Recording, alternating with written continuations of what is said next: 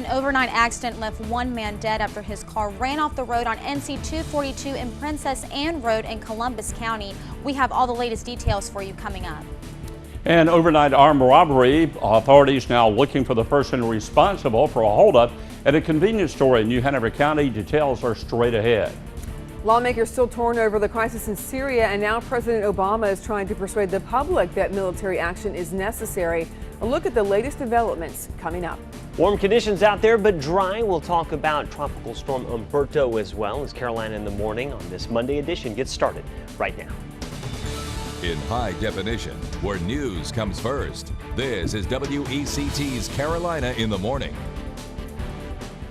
And good morning. Thanks for joining us. I'm Kim Ratcliffe. And I'm Bob Townsend. On this Monday morning, we begin with breaking news. We'll have received word now of a fatal accident over in Columbus County. And let's go to First Alert traffic reporter Caroline Waltrip. She's got the latest for us right now. Caroline. Thanks, Bob. I just got a call from a trooper on scene about a fatal accident that happened overnight in Columbus County. Now, we know one man is dead after running off the road and hitting a tree on NC 242 near Princess Anne Road. He was driving a Chevy pickup truck. Another man was in the car with him and had to be flown to New Hanover Regional Medical Center. No word on the passenger's condition at this time or what caused this wreck. The name of the driver and the passenger has not been released yet. The trooper is on his way to New Hanover Regional Medical Center at this time. Stay with us for all the latest information as soon as we get word. Bob and Kim. All right, Caroline, thanks. New Hanover County Sheriff's deputies looking for a person this morning responsible for an overnight armed robbery that took place in Castle Hayne. It actually happened in the parking lot of the Midway Quick Stop off North College Road in Castle Hayne. According to 911 operators, a man robbed another man at gunpoint there, then took off in an older model Jeep Cherokee. He was able to get away with some cash, but no word exactly how much money was taken. Port City police are still investigating a bank robbery that happened near UNCW Friday at the Newbridge Bank off South College Road. Police say the suspect got away with an undisclosed amount of money. The man they're searching for is about 5 feet 9 inches tall. He was wearing a white t-shirt over a tan shirt, some red nylon pants, and a red cap. Anyone with information is asked to call Wilmington Police right away. All right, I mentioned this at the top of the show. We have a brand new tropical storm out over the open Atlantic, although this is not expected to affect us here in the eastern portion of the United States. It could be the first hurricane of the 2013 season, something that we'll be watching here closely over the next couple of days. There it is, Umberto, 40-mile-per-hour sustained winds, 13.4 north, 22.8 west. We keep these latitude and longitude locations online 24/7, moving at the west at 12 miles per hour. It is anticipated to angle off toward the north in the coming days. Perhaps becoming our first hurricane of the season. Call this a fish storm, although it does look like it'll take a bend back to the left toward the end of the five-day forecast cone, something that we'll have to pay attention to as we are reaching the climatological peak of hurricane season. 70 degrees what we're expecting this morning for the kids headed out to the school bus. Nice conditions here. Looks like you won't need a jacket today, just the sunglasses and sunscreen. We'll talk about the extended forecast, which includes cooler weather, and we'll show you the latest with the tropics coming up in just a few minutes. Bob and Kim. Colin, thanks. New this morning, you'll soon see more commercials featuring Governor Pat McCrory. Starting today, ads that show support for McCrory and highlight some of his accomplishments will begin to air on television and will run for a few weeks. FCC filings show nonprofit Renew North Carolina Foundation spent $166,000 on commercials throughout the state. Governor McCrory passed through our area last Friday, announcing new jobs for Brunswick County in the future, as well as his plan for safer schools. President Obama is also hitting the airwaves this week. The commander-in-chief is trying to convince Americans that a military strike against Syrian President Bashar Assad is necessary. President Obama will make his case in 6 TV interviews today and a speech during primetime television tomorrow.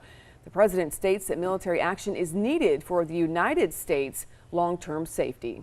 Meanwhile, Kim, looking ahead, members of Congress returning back to Washington today, and Syria expected to be the main focus of discussions for the near future.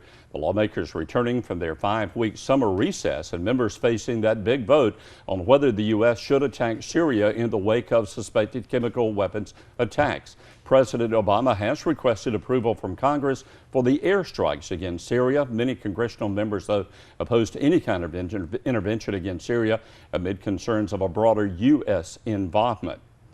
On their first day back today, House members will attend the briefing sessions today on the possible use of military force against Syria. Debate on the issue expected to last about 2 weeks before the final vote takes place. And it's likely the House will hold off making any final decision of their own until the Senate votes. Many congressional lawmakers have already been back, though, in Capitol Hill, returning last week, attending some classified meetings on Syria.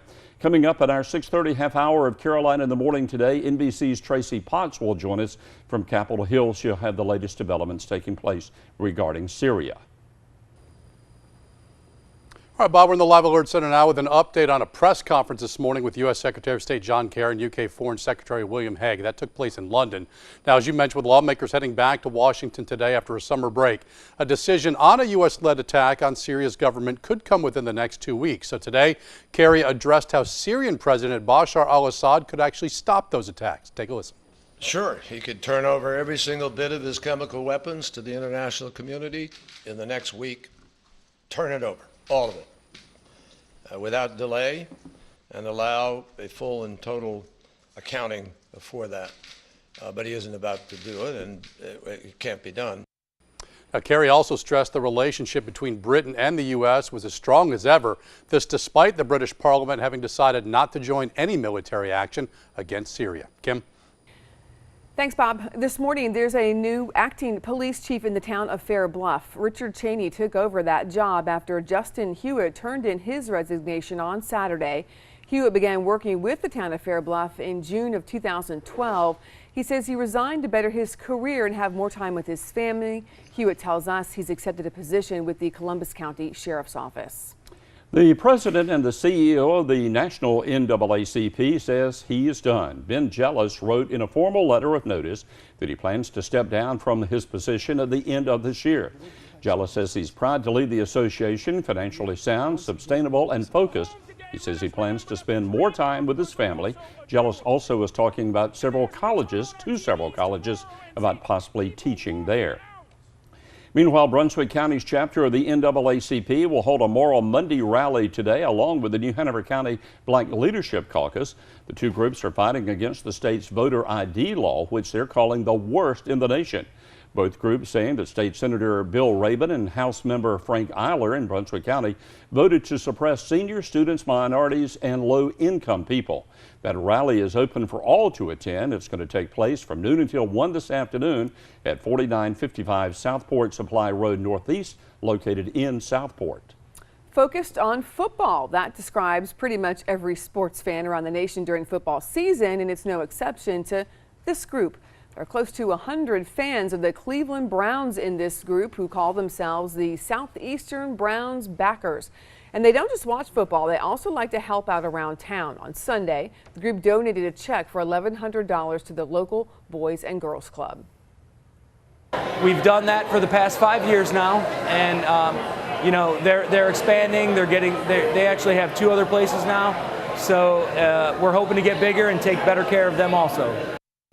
This is the 5th year in a row they have supported that club. A lot of good football games around the nation yesterday, and tough one for the Panthers, unfortunately, over the weekend. Right, I can't even talk about it. It's one of those things where you grab a defeat from the clutches of victory. It was that kind of game for the Cats yesterday. Defense looked good. Offense has to score more than a touchdown, though. My goodness, it's the NFL, right? I mean, like the good teams in the NFC South are rocking 30 points per game. 7. Ugh. All right, let's talk about something that's a little bit more pleasant. I'm just rubbing it in. Gosh, what a Browns fan doesn't look like such a bad thing all of a sudden. 85 degrees, daytime temperature there for lunchtime, warm this afternoon. By 2 o'clock, I think that we'll see a couple of pop-up clouds. I don't think that the shower chances are really all that great. 10% is what we're putting it at, just because I think that there is that chance for a sea breeze shower, but anything that pops up is going to be relatively quick moving evening, short in duration, so not a lot to worry about. Perfect conditions for an afternoon or evening run, headed out to soccer or something this evening. Things are looking great. A little fall baseball, gorgeous conditions across eastern NC. Current temperatures here, 63 degrees in Kenansville. By the end of the week, we may see the potential for some 50s in inland locations. 70 for Wilmington right now. Will likely bottom out here in the next half hour right at about 68, 69 degrees. Same is true for tomorrow. Look at how the day unfolds. We'll see temperatures moving up to about 80 by noon. East winds. Most of the day will include north winds. You'll notice this boundary here. You can see it starting to pop up on the hour-by-hour forecast. We're talking about hundreds of miles of a slow southward moving boundary. Behind this is some cooler air. Once it moves to our south, we'll see winds back to the northeast by tomorrow morning. Gorgeous looking forecast again for your Tuesday, with daytime high temperatures warm up into the mid to upper 80s, but at least it'll be a little bit drier, making conditions feel pleasant outside. We'll talk more about that and take a look at the 7-day forecast coming up. But first, here's Caroline with traffic.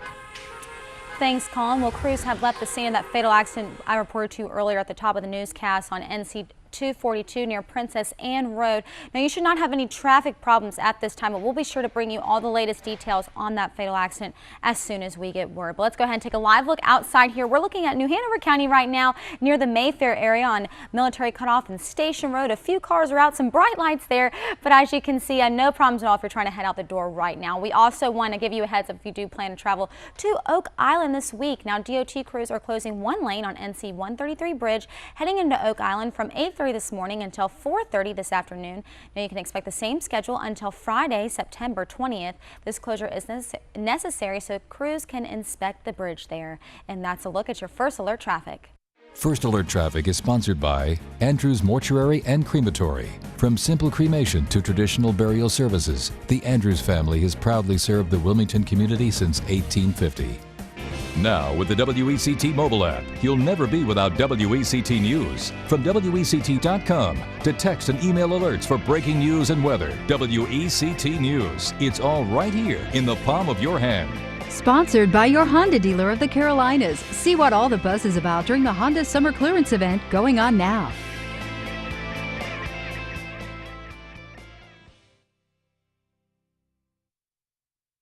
You are watching WECT's Carolina in the Morning. We're at 14 minutes after 6 o'clock. A little anxiety, a lot of excitement. That's probably what students in the Cape Fear Community College Marine Tech program are feeling this morning. That's right. At about 4 hours from now, they'll be heading out on the new research vessel, the Cape Hatteras. Is the first voyage for the new ship today. Carolina in the Morning's Lindsay Curtin joining us now, telling it's a hands-on experience on this trip. It's all about safety. Lindsay? That's right, Bob, and all that hands-on experience is why the Marine Tech program has a 94% job placement rate. The students really learn a lot while out at sea for days at a time. Now, it's time for that hands-on experience to begin as the new research vessel Cape Hatteras heads out on its inaugural cruise. Like you mentioned, later this morning, students are heading out on a 5-day biology trip. And like Bob mentioned, those aboard will focus on learning safety while working offshore. They'll learn where they should stand when gear is over the side. Of course, they'll be wearing safety gear on deck like a hard hat and life jacket. They'll also do basic drills like abandon ship, man overboard, and fire safety. And as you can imagine, the first trip is a huge undertaking. Instructors say students have been anxious and excited, like you guys said, for the past month awaiting the trip, as many have never spent the night on the water before. Marine Tech Chair Jason Rogers added, as far as challenges go, for instructors, getting accustomed to all the new systems and the boat's size will be the biggest challenge, as the previous vessel, the Dan Moore, was much smaller, but Rogers says it's a great challenge to have. Now, to send the crew off the right way, at 10:30 this morning, there will first be a special ceremony at the CFCC dock downtown. Live in the studio, I'm Lindsay Curtin. Back to you. All right, thanks, Lindsay. Docks from all over the area took a big jump in the water over the weekend. That's right, all part of the annual Pooch Plunge. Yesterday, the final day of the event. The plunge allows local doggies to go for a swim in the Legion Stadium pool before the pool closes up for the season. Now, the pool was filled with pups soaking up the sun and enjoying the dog days of summer. A lot of people taking advantage, saying it was the perfect treat for their pooches. I mean, it's awesome. You don't really get the opportunity to do this at most pools, so when I found out that this is open, we definitely had to check it out. It's really great. Make it this year. Echo looking at me with a long face all day as well because we didn't make it over to Legion Pool. It seems like he just knows that this time of year is supposed to go swimming in the pool. So take a look at the forecast for today. Maybe I'll take him to the beach. 83 degrees, the water temperature there at Wrightsville Beach, 83 degrees at the Spring Made Pier, 81 offshore. As we look at those ultraviolet light index values today, 10, in spite of the lower sun angles, we'll have very limited cloud cover, and that means that those temperatures will be moving on up with the potential for moderate rip risks for both the south and the east facing beaches today. Daytime high temperature is expected to land right at about 87 degrees and what will be a mostly sunny day, 10% chance of precipitation tomorrow as well. Look for the high temperatures there at 89 degrees for Thursday into Friday with the temperature right at 85 degrees with a 50% chance of precipitation in association with a thunderstorm or two that'll move through with a cold front. 80 degrees your high temperature on Saturday and Sunday. Overnight lows get back down into the 60s, maybe even the 50s in some inland locations as we head into another very nice looking weekend. Perfect for Founders Day there in Leland. It starts at 3 o'clock, fireworks at 8:30 at Brunswick Forest, and the Corvette Show happening Sunday in Wilmington at Jeff Gordon Chevy. In consumer news, there is a new way to buy and sell tickets through Ticketmaster. The ticket seller is rolling out Ticketmaster Plus, which is still in test mode. Ticket buyers will be able to see every available seat in a venue, how much they're going for, and whether a seat is a resale or one that hasn't sold yet. So it's one-stop shopping instead of looking at resales and unsold tickets separately. The price for a new car or truck is at a record high. The average price, $31,252. That's according to TrueCar.com. That's $1,000 more than the same time last year. Part of the increase comes from a jump in sales of expensive pickup trucks. Prices could start to drop as more price-conscious drivers set out for new wheels, but they won't fall too much if demand is high. Meanwhile, very soon you could also be paying a lot more for a new home. Prices for finished lots ready for building are jumping up in some regions, up 40% in the 27 leading markets. Available land is scarce in some areas, and analysts say the increases are making up ground that was lost during the recent housing downturn. A lot of iPhone users anxiously is waiting for the new smartphone. They don't have to wait much longer. Tomorrow's the big day. The iPhone 5S set to be introduced. If you're thinking about what to do with your old phone, though, there are a few things to keep in mind. One is these phones may sell for more in other countries, so certain online sites like Gazelle.com could be helpful to you. Also, wireless companies like Verizon will give you cash credit when trading in your used smartphone for a new one. There's a lot more on this, so follow it. We've got it on our website, WECT. We've got more Carolina in the Morning coming up in just a couple of minutes. Right now, we're about 90 minutes after the hour on this nice Monday morning. You are watching WECT's Carolina in the Morning. I'm back in the Live Alert Center with some breaking news out of Amsterdam. Van Gogh Museum officials making a landmark discovery this morning. Museum officials have found a long-lost painting that was tucked away in a Norwegian attic. It's the first full-size canvas discovery from the Dutch master since 1928. The painting, called Sunset at Montmajour, depicts a tree, brushes the sky, painted with Van Gogh's familiar thick brush strokes. Experts saying this morning the painting was authenticated by letters, style, and the physical materials he used. The museum director calling the discovery a once-in-a-lifetime experience. Bob? Beautiful work there. All right, Bob, thanks. Now to health news today. Eating disorders often go unnoticed in children and teens with a history of obesity. Mayo Clinic researchers found it takes much longer for the doctors to diagnose and treat anorexia, bulimia, or binge eating when the parents have been obese themselves in the past. However, experts suggest any weight loss, even if it does bring a child from overweight down to a normal range, should require screening for eating disorders. Right now, they're urging doctors to look for symptoms of any kind of eating disorders, regardless of the patient's weight. Chronic alcohol abuse increases the risk of dementia, but a new study shows fish oil could help prevent cognitive decline among heavy drinkers. Researchers compared the brain cells of mice given large amounts of alcohol to mice given both alcohol and fish oil. The fish oil group had 90% less inflammation and cell death than mice who did not get fish oil. Experts warn that further studies are needed and say the best way to protect the brain is to stop drinking or cut back to moderate amounts of alcohol. All right, checking in with Colin to see what he found trending online this morning. Yeah, this is so cool. You know, I like to look at these videos from two perspectives. One, you know, where we see what's happening, and this one from the first-person perspective. This is a parkour athlete, I would assume is what these guys like to be called, somewhere between skateboarding and adventure running. Look at this guy with a camera just flat out climbing buildings, jumping off of ledges. Unbelievable feat of strength, athleticism, and that other thing that you need to be able to do crazy stuff like that. No fear? Yeah, I was going to say Sort of be like Spider-Man, right? Yeah, it's unbelievable, though, some of the things that this guy does. And look at that. I mean, you're looking down some 4 or 5 stories, and he's just running along the ledges. Insane? Yeah, a little bit. But, of course, don't try this. It makes you dizzy watching that. Don't try this at home. Yeah, just phenomenal. There he Look goes. at that. Oh, my God. We're talking about like 1 or 2 story drops. I'm not sure that that's something that I would ever be able to do, nor want to. But Kind of scary, but interesting video. very cool video. The way that he, you know, makes normal objects his Makes it playground. look so easy too, doesn't he? Makes it look a little easy. I wonder how much editing is involved in this particular segment. With me, I'd stumble the first time. Camera goes straight down onto the ground. We could do first person of you running into the studio at the beginning of the show. Oh yeah, that'd be good. Slide into the chair. Put a helmet cam on him. We'll put a helmet cam on you. Yeah. Daytime temperatures today. Thanks, Colin. Yeah, we're gonna look pretty good for the afternoon. We're gonna get back up here. Let me slide back out of the way. 87 degrees or so. The daytime high. This chair has a little stick to it. Overnight low temperatures back down into the mid-60s. Watching tropical storm Umberto. 40-mile-per-hour sustained winds with this system. Now, it was upgraded from tropical depression number 9 last night, actually this morning at 5 a.m.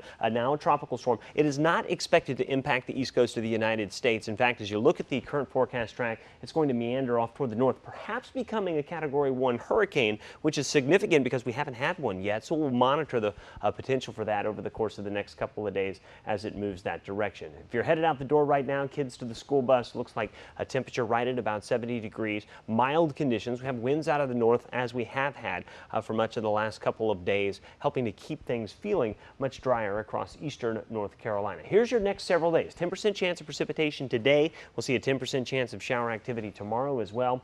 Mid-80s to upper 80s for your daytime highs. Keep things fairly stable here as an area of high pressure starts to develop around the Carolinas. It's going to keep temps below 90 degrees, I think, for Wednesday. Into Thursday, we'll get close to that 90-degree mark with a 50% chance of precipitation into your Friday, lingering into Saturday with cooler temperatures. Right now, decent fishing. We'll see more good fishing again at about 5:20 tonight. Your fishing game forecast here on Carolina in the Morning. And taking a look right now at your school lunch menus for today, we're going to go county by county in alphabetical order. And if you happen to miss your county, you can always go to our website, WECT.com. But make sure you go to the Carolina in the Morning page. We've got some links set up for you there. You can also see this if you've got the WECT News app on your phone. You want to look for the More tab.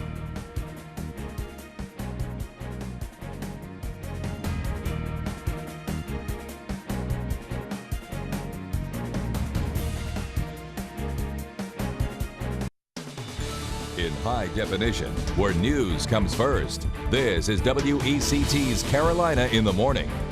Good Monday morning, everyone. I'm Bob Townsend. I'm Kim Ratcliffe, and Tropical Storm Umberto has formed off the Atlantic. Of course, Colin Hackman tracking the storm's developments. The big question everyone wants to know around here, though, is do you think it will impact us?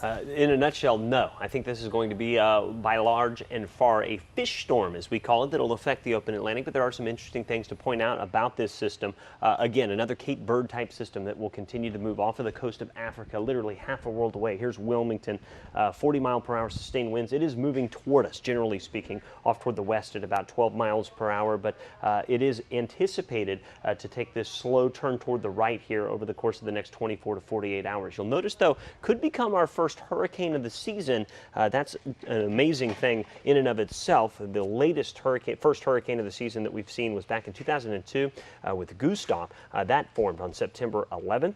This is going to be very close to that as well, with the anticipated strengthening happening late tomorrow into Wednesday, which would be September 10th into the 11th. So we'll monitor that diligently as we reach the height of hurricane season. 70 degrees, your bus stop forecast as the kids head out the door this morning. You won't need a jacket. Just give them the sunscreen. That way that they can keep safe from the sun. We'll see a lot of it today. A limited cloud cover as we go into the afternoon. Some nice, dry, and mild conditions. We'll talk more about the extended forecast, including what you can expect as we move through the remainder of the work week, coming up in just a few. Colin, thanks. One man is dead today after running off the road in Columbus County with his vehicle. It had happened on NC 242 near Princess Anne Road. Another passenger in the vehicle had to be flown to New Hanover Regional Medical Center. Right now, there's no word on the extent of that person's injuries or what caused the accident in the first place. The name of the driver that has lost his life has not been released yet. Stay with us here on WECT. We'll have the latest information, and as soon as we get that into our newsroom. An investigation continues this morning into an armed robbery that happened in Castle Hayne. It happened in the parking lot of the Midway Quick Stop off North College Road. According to 911 operators, one man robbed another man at gunpoint last night, then took off in an older model Jeep Cherokee. He was able to get away with some cash. No word on exactly how much. No charges are expected to be filed against an 11-year-old girl from Charlotte who accidentally shot and killed her stepfather. It happened in Cleveland County. Investigators say Brian Reno was showing the girl his new gun over the weekend, and he had removed the magazine but didn't check the chamber. The girl accidentally pulled the trigger. The family's landlord says nothing like this has happened in the 20 years she's owned the property. I am really sorry, and I hope this would not have ever happened, but since it did, take care of that baby, take care of that child. County Sheriff says the child will not be charged because this was an accident. Well, this morning there are some people asking whether that blind people should be granted gun permits. Now, the question comes after the Des Moines Register reported on Sunday that Iowa issues permits to carry firearms in public to the vision impaired. A spokeswoman for a group called Disability Rights Iowa telling the newspaper that denying the blind gun permits would violate the Americans with Disabilities Act. Each state has different rules for issuing gun permits. Some states, such as Nebraska and South Carolina, require applicants to show proof of vision. Several people recovering this morning. Most of those are children after falling from a fair ride up in Connecticut. The swing ride lost power yesterday, dumping children down on the ground. 18 people were hurt, a dozen children and one adult went to various hospitals around the area. The ride starts on the ground, then sends the swings up into the air. Right now, it's still not known how high the children were up when they fell to the ground. No one, fortunately, was seriously injured, but yet no word why the ride actually lost power in the first place. And a tragic story this morning. A football fan fell to his death yesterday after the 49ers-Packers game in San Francisco. Police say several people witnessed the man's fall from an elevated pedestrian walkway onto a sidewalk. Witnesses say the man appeared to be drunk. Bystanders administered first aid until emergency officials arrived, but he was declared dead from his injuries. Registration starts today for the 2014 Boston Marathon. The Boston Athletic Association is expanding the field of participants for next year so they can accept an additional 9,000 applicants. They're making room for the more than 5,000 runners who were unable to cross the finish line after 2 bombs exploded, killing 3 and injuring hundreds more. They've also invited runners who want to honor victims of the bombing. Traditionally, runners have to qualify in order to participate in the world's oldest annual marathon. The race is set to be held on Monday, April the 21st. Back in this area, a memorial to honor local firefighters will be unveiled Wednesday evening. The memorial honors local firefighters who have lost their lives and remember those who died during the September 11th attacks at the World Trade Center in New York. A spokesperson for the Wilmington Fire Department saying the crews will be out at the fire station on Park Avenue at Impey Park until the memorial is finished. A wildfire near San Francisco has several people out of a home this morning. The Morgan fire is burning near Mount Diablo and has scorched at least 350 acres. Firefighters say it's 10 to 15% contained, but it's still growing. An unknown number of structures are threatened and a mandatory evacuation order is in effect. There are currently no reports of structure damage. No word on what started the fire. All right, let's take a look at the first alert forecast this morning. A little bit of patchy fog out there as we take a live look at downtown Wilmington. You're looking off toward Solomon Towers there. The WECT Shipyard Boulevard Studio Tower can be seen off in the distance, well off in the distance, with some fog out there this morning. We've seen some locations reporting visibility of less than a quarter mile, places like Kenansville, 3/4 of a mile in Elizabethtown. So one of the traffic concerns that you'll have to deal with until about 8:30 or maybe 9 o'clock this morning will be patchy fog in and around the area. The rest of the day looking great though. Take a look, mild morning conditions. Temperatures go from the 80s to the mid 80s by midday. Sunny conditions for your lunch. We'll go into the afternoon hours with conditions remaining warm and relatively dry for this time of year, as we'll see lower humidity levels. A couple of clouds could form during the late afternoon hours into the dinner time hour with dry conditions and temperatures 82. Perfect for a backyard barbecue this evening or afternoon, or for perhaps a long run or a bike ride. 70 degrees currently in the Port City, 71 in Oak Island, mid 60s here in inland locations, places like Kenansville. You see Whiteville updating there, 66 degrees. I still think that we'll maybe just touch it just below the 70-degree mark for Wilmington before the morning is over. With these drier conditions, you can clearly see the infrared satellite picking up on the flow aloft. Northerly winds, that'll continue through the early afternoon hours. We'll briefly see easterly winds here, I think, between the hours of noon and let's say 4, and that could also include that 10% chance of precipitation. You can see the front here being depicted by the hour-by-hour forecast. It slides to the south. Yeah, we could see a brief hit-or-miss shower out there across eastern North Carolina today, but by the time the evening hours roll around, we'll see the winds return to the north. By dawn tomorrow, we're talking about the 60s again, mostly sunny skies, beautiful conditions here over the course of the next several days with north and northeasterly winds there through Tuesday, perhaps into Wednesday as well. We'll see conditions prime for the middle of September as we also continue to monitor the situation in the tropics. There's two areas, of course, we talked about Umberto. This is Gabrielle, or what's left of it. It just won't go away. It's only moved off to the north about maybe 200 or 300 miles from the coast of Puerto Rico. We were talking about this in the middle of last week, just sitting there basically. That's one of those things that we'll have to monitor closely. Water temperatures well up into the mid-80s in this location. Perhaps some of this moisture will leak back toward the U.S. We're being protected by the same cold frontal boundary that has helped to keep conditions drier and cooler here for the last several days. We'll talk more about that, plus we'll take a look at the extended forecast. But first, here's Caroline with First Alert Traffic.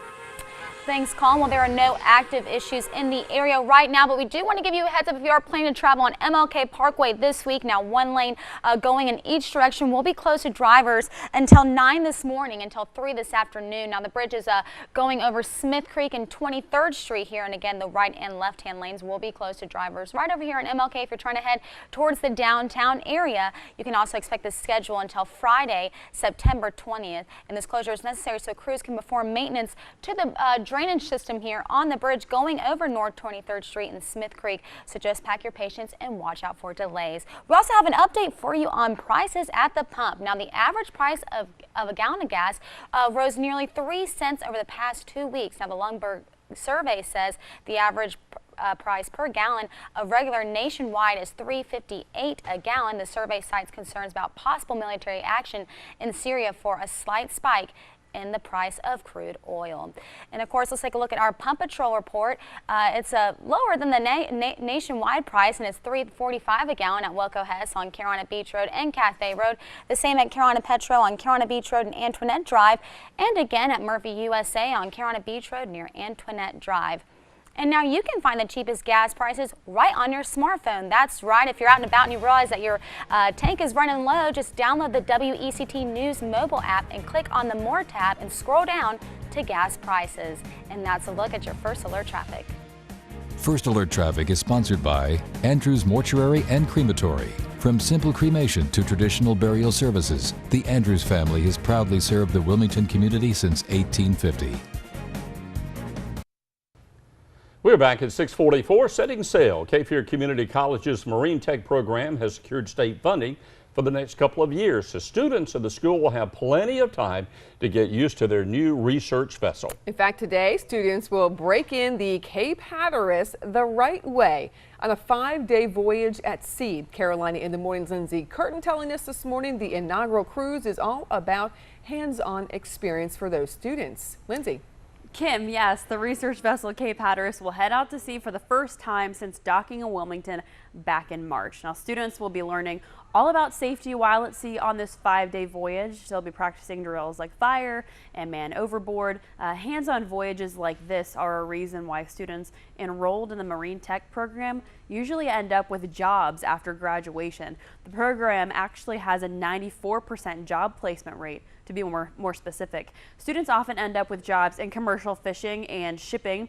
According to a CFCC spokesperson, for 50 years, employers have counted on the training the school has provided to train workers in a wide range of maritime industries. Now, the research vessel, Cape Hatteras, leaves this morning at 10:30. But first, there will be a very special ceremony at the CFCC dock to send the students off to sea the right way. Live in the studio, I'm Lindsay Curtin. We're going to send it over to Colin for some weather. All right, take a look at the forecast track for Tropical Storm Umberto. It is anticipated to continue to move off toward the west at 15 miles per hour. As you can see, the barometric pressure there, 1,005 millibars. Movement at the west at 12, 13.4 west, 22.8 west, your coordinates. Notice here this will continue to drop back off toward the north, perhaps becoming a Category 1 hurricane sometime throughout the day on Wednesday into Thursday. That's significant because it would be the latest forming hurricane that we've had ever if it doesn't form until sometime late Wednesday. Satellite and radar together continuing to show northerly flow aloft. Daytime high temperatures today are expected to move back up into the 80s there. Northeasterly winds somewhere between 10 to 15 miles per hour. We'll see overnight low temperatures going back down into the 60s with northeasterly winds here into the afternoon. Expect to see daytime highs there for tomorrow back up into the mid 70s as well. Let's take a look at the extended forecast here. 10% chance of precipitation today, a 10% chance for tomorrow as well. 87 degrees, your daytime high temperature through Wednesday. Thursday at 89. Overnight low temperatures will then finally start to cool off significantly as we go Friday into Saturday. Check it out. A cold front moves in, a 50% chance of precipitation with that cold front, bringing temps down to 80 for the beginning of the day. On your Saturday and Sunday overnight low temperatures there in the 60s. That'll be a pretty nice looking forecast. Some inland locations may even see temperatures as cool as the 50s. The Leland's Founders Day celebration happening this weekend starts at 3 o'clock in the afternoon there, Brunswick Forest. Fireworks are at 8:30, completely free. Another free event happening over Jeff Gordon Chevrolet, the Corvette Show. Over 100 classic Corvettes from every generation will be there on site. Looks like great weather for that. No rain. Of course, you hate to see rain if you have all those nice cars out. We'll continue to see temperatures running a little bit below normal for the beginning of next week. Digital Doppler radar void of any shower activity now. Just a few high clouds streaming across the Carolinas. Like a nice day for today. Colin, thanks. This week, though, beginning with a big push by the Obama administration and the president himself trying to convince lawmakers in Washington to authorize that military strike against Syria. Let's go to NBC's Tracy Potts with a look at how he plans to convince a reluctant Congress to back him. The village is being bombed. With protests around the country against military action in Syria. President Obama's pushing for it at a dinner with Republicans last night, in network interviews today, and a direct appeal to the nation tomorrow. He's got to show, first of all, that this is in our core national security interests. Especially in the House, where lawmakers seem reluctant to antagonize Syrian President Bashar al-Assad. I think there's a chance that he is more emboldened if we do attack him. The White House is using these videos, not confirmed by NBC, as proof the Assad regime used chemical weapons. Nobody is rebutting the intelligence. But I would also say that the evidence is not as strong as the public statements that the president and his administration have been making. Assad, in an interview with CBS, says there's no evidence. The White House responds, it doesn't surprise us that someone who would kill hundreds of children with poison gas would also lie about it. Lawmakers are concerned limited strikes could turn into more. Once we hit, this is an active war. Little wars start big wars, and we have to remember that. The Senate could vote this week. And the question remains, and this is a question the administration has yet to answer, will the president order these airstrikes if Congress says no? Tracy Potts, NBC News, Washington. I'm Bob Bonner back in the Live Alert Center. Developing story out of Thailand. Thai Airways says 14 passengers were actually hurt when an Airbus A330 skidded off the runway while landing in Bangkok. The airline blaming a problem with the landing gear for that accident. More than 280 people were on board when the plane ran off the runway after arriving from China. Now, a Thai Airways statement said most of the injuries occurred as the passengers were evacuated from the aircraft. Now, the accident happened less than 2 weeks after another incident involving Thai Airways. In that incident, 20 passengers were hurt when Thai Airways Airbus A380 hit heavy turbulence as it was descending towards Hong Kong's airport in that accident. And we are back after this. First Alert Traffic is sponsored by Andrews Mortuary and Crematory. From simple cremation to traditional burial services, the Andrews family has proudly served the Wilmington community since 1850. We are glad you're with us for Carolina in the Morning today on this Monday, and right now 6:53 is the time, 7 away from the top of the hour. Monday morning, Colin will have a look at your weather forecast as well as Tropical Storm Umberto. In just a moment, Lindsay Curtin has some details on a special voyage some Cape Fear Community College students will be taking today. First though, let's check in and see what kind of traffic you're going to face when you're heading out to work or school this morning. Here's Caroline Waltrip with that. Caroline? Well, right now, everything's looking great for your Monday morning commute. No active wrecks to report, but Colin mentioned some patchy fog, so watch out for that. Let's go ahead and take a live look here at the Cape Fear Memorial Bridge. Everything's looking great here if you're trying to head in or out of town. I also spoke to the Cape Fear Memorial Bridge tender, and she says there are no scheduled openings for today, which is great news for everyone. It'll make the start of your work week a little easier. And that's a look at your First Alert traffic. Well, good morning. I'm Lindsay Curtin live in the newsroom today, and the time has come. Anxious and excited students in Cape Fear Community College's Marine Tech program are taking their new research vessel, Cape Hatteras, out for its first voyage. It's a 5-day biology trip, and while at sea, the students will practice safety drills. Now, the crew leaves this morning at 10:30, and there will be a special send-off ceremony at the CFCC dock downtown. The full story is up for you on our website, WECT.com. And taking a look now, some of the top stories we're following today. As we've been telling you, law enforcement officials investigating a deadly accident on a Columbus County road. It happened after a man ran off the road on NC 242 in Columbus County near Princess Anne Road and then hit a tree. A passenger in the vehicle had to be flown to the hospital. No word on the extent of injuries of that man or what caused the accident, and the name of the driver that was killed has not been released yet. Sheriff's deputies are looking for the person responsible for an overnight armed robbery in Castle Hayne. This happened in the parking lot of the Midway Quick Stop off North College Road. According to 911 operators, one man robbed another man at gunpoint, then took off in an older model Jeep Cherokee. He was able to get away with some cash, but no word on exactly how much. And you'll soon be seeing more ads featuring Governor Pat McCrory. Starting today, ads that show support for McCrory and highlighting some of his accomplishments so far in his term will begin to air on television and will run for a few weeks. FCC filings showing the group, the nonprofit group Renew North Carolina Foundation, has spent some $166,000 on the commercials that are airing throughout North Carolina.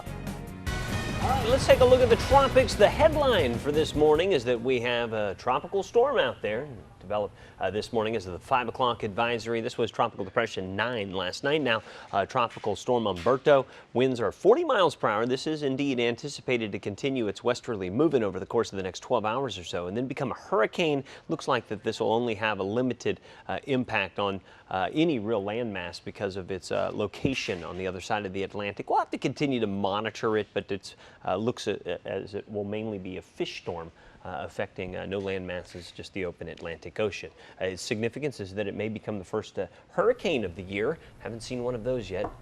Knocking wood. 10% chance of precipitation today, 10% chance of precipitation for tomorrow. We're going to get high temperatures up into the mid to upper 80s, 87 degrees or so. We'll see a cold front move through sometime early Friday. That's going to bring some showers, but it's also going to bring the 50s to the inland locations around the area. And some of the long-range forecast models are hinting at the mid-70s for the beginning of next week. But this week, gorgeous conditions. I really can't say it enough.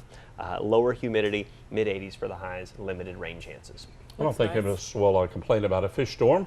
And maybe the surfers would like that with maybe increased swells coming in. Yeah, probably not with this one, but we'll have to know. I think we'll see hardly anything as far as sensible stuff from Umberto. But there is still the one little area of disturbed weather off of the Bahamas that will also be monitored. Time of the year. Yep. Thanks, Colin. Thanks, Colin. Thanks for joining us this morning for Carolina in the Morning. Stay tuned right now for the Today Show here on WECT. Head over to Fox Wilmington for more Carolina in the Morning.